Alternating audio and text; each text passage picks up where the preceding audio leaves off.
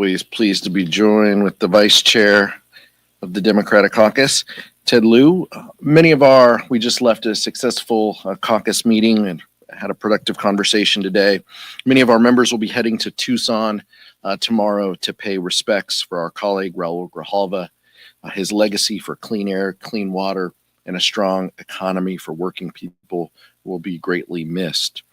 House Democrats spent last week talking to our constituents back home, and despite Donald Trump's promise to lower costs that they face, it has not become any easier for anyone to buy groceries. Tariffs are making everyday goods more expensive, and illegal cuts are threatening the services that people rely on. And it's clear, the Republican recession is becoming more and more likely, and it will make things even worse. The cost of living will be too high, and we'll start to see more layoffs. People will lose their jobs, potentially their homes, and their health care. And the Republican budget cutting $880 billion from Medicaid will make health care more expensive, especially for people who are out of work because of the Republican recession. It didn't have to be this way. Donald Trump inherited a growing economy and falling inflation, but in 8 weeks, he's made it worse across the board. Meanwhile, House Republicans are turning a blind eye to the economy while it's going off the cliff. House Democrats are focused on bringing down the cost of living and stopping these Republican cuts to Medicaid. Vice Chair Ted Lieu. Thank you, Chairman Aguilar. Secretary of Defense Pete Hegseth should resign. He recklessly texted operational details of military strikes, including time, place, location, and sequencing of those strikes, to a journalist. Had that information gotten to the Houthis, American pilots could have been shot down, Navy sailors could have been targeted. His reckless actions endangered the lives of American troops, endangered our national security, and makes it so that our allies don't want to share sensitive classified information with us anymore. In addition, Signal is not approved for government use, especially for this kind of use. Before entering politics, I had a secret security clearance. I served an active duty in the U.S. military. And when you go to a secure facility, the first thing they make you do is they make you put your phones outside the facility. So you can't have our top national security professionals using an app that's commercially available and not authorized for this use to be discussing these kinds of war plans. They never should have been on that Signal chat to begin with. And they made it worse by having a journalist on that chat.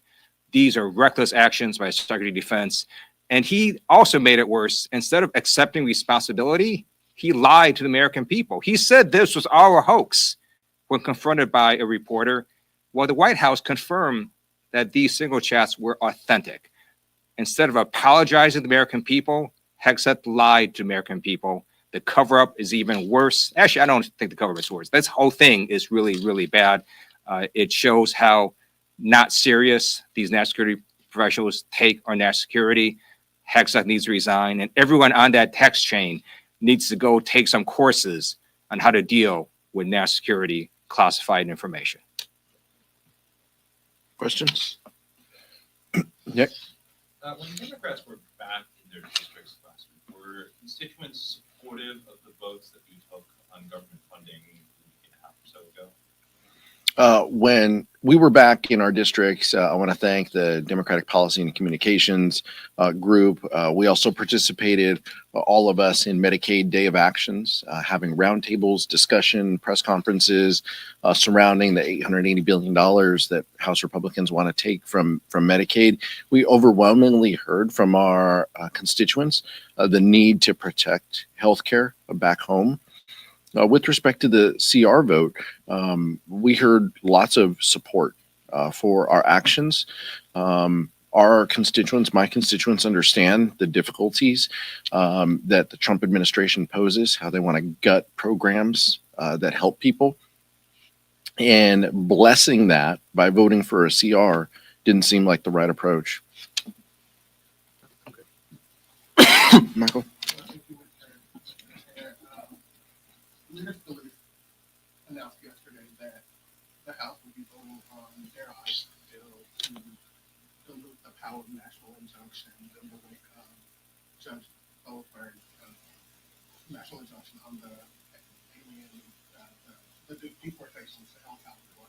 want to get your thoughts on that particular piece of legislation. I want to get your thoughts on House Republican attack on Judge Ellsberg on national injunctions when they supported them during the Biden administration. I'd love to hear Vice Chair Lieu's thoughts as a member of the Judiciary. Yeah, I'll defer to the Judiciary Committee member here, but look, they celebrated some of these rulings in Texas, in North Texas, when it meant not allowing overtime pay for employees. They supported these when it meant delays for individuals with DACA status. They supported these lower court rulings then, but now they don't support them when a lower court doesn't rule in their favor. The Supreme Court Justice, the Supreme Court putting out special notice indicating there is a way to combat this. This is the appellate process. Let the courts go through their work. A free and fair judiciary is all we've ever wanted. I just don't understand why House Republicans don't share our goals. You know who appointed Judge Boasberg? It was a Republican president. He was nominated by a Republican president. He is a conservative judge. And he basically said, look, you can't just do this because you've got due process that needs to be met. And why is that so important? So we're all against deporting violent gang members who are not documented. But how do you know that that person is a violent gang member who is not documented? You have to have due process. What if you got the wrong person? That is the whole point of all of this.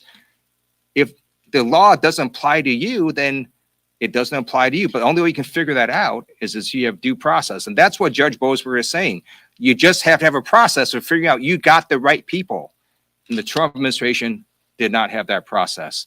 In terms of nationwide injunctions, Chairman Aguilar is right. If you don't like it, you appeal it. And then you have appellate court weigh in. And then if you don't like that, you have the Supreme Court weigh in. That's how we do it in our system of justice. Yes. Yesterday, Secretary Noem suggested getting rid of FEMA, that was something the administration is considering. Obviously, this comes as Congress is considering Governor Newsom's $40 billion request for recovering from the wildfires. North Carolina is still recovering from the flooding, so on and so forth. I'm curious for your response to that.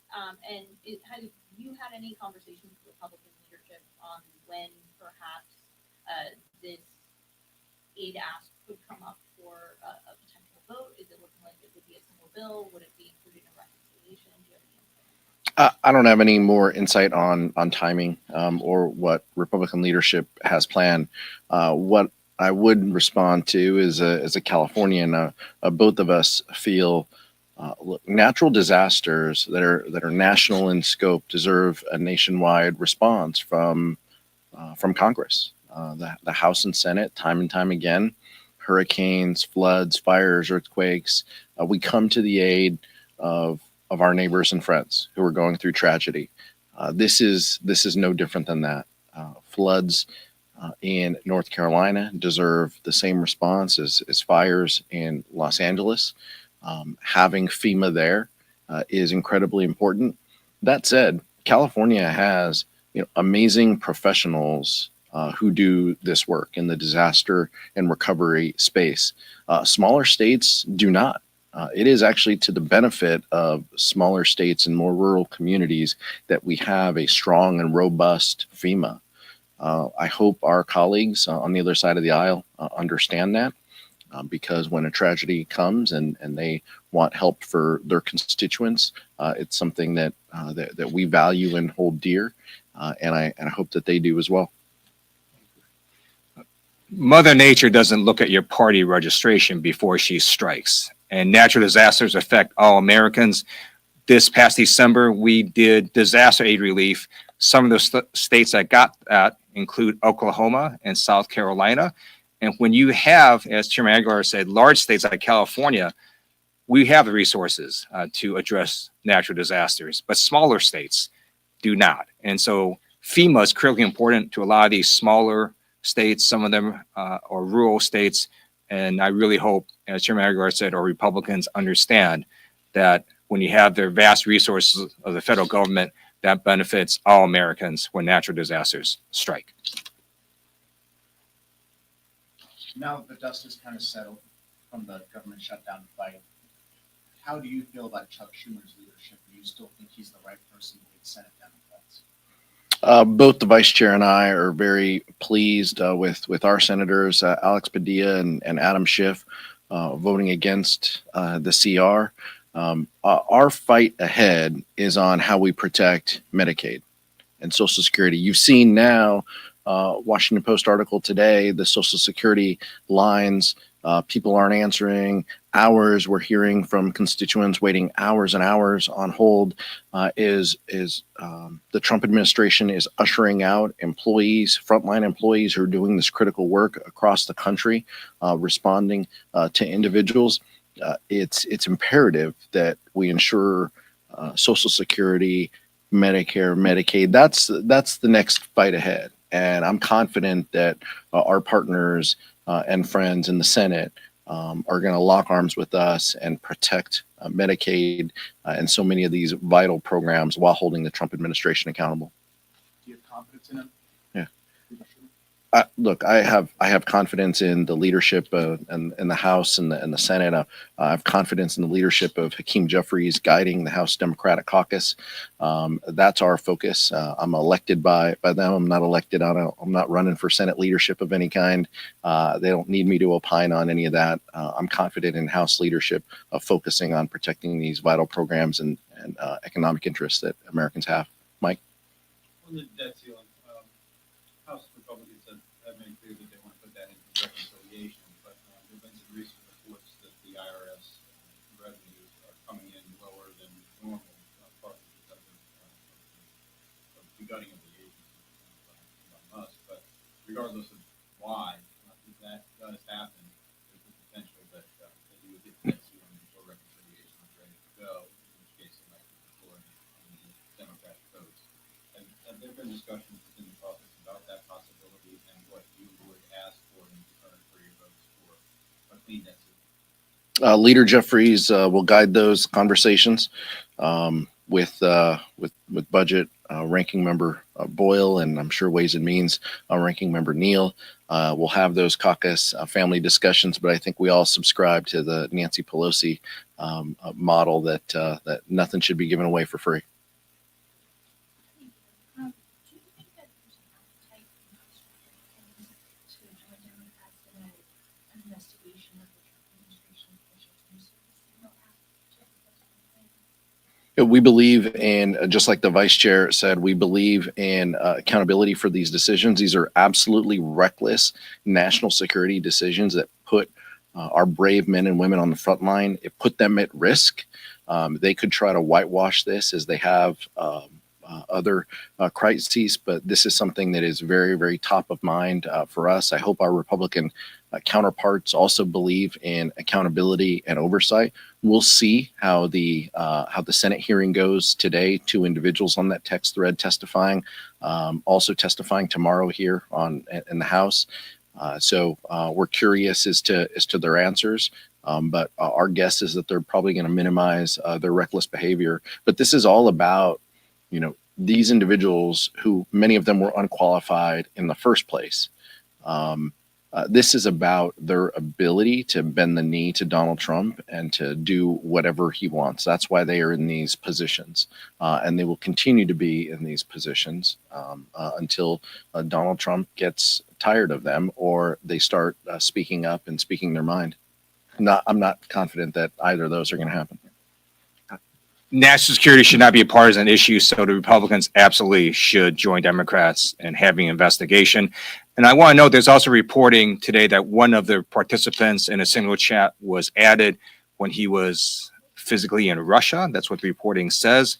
And the problem with using a phone with an unapproved app to discuss secret information like this is that not only do you have potentially these phones that are able to be hacked, but the carrier system itself is problematic. So a few years ago, I did an investigation that showed that, actually 60 minutes of the investigation, that showed that with the phones, because you have to communicate right through carriers, there is a flaw in these systems that allows people to intercept what's happening when the phones are transmitting with each other through these carrier networks.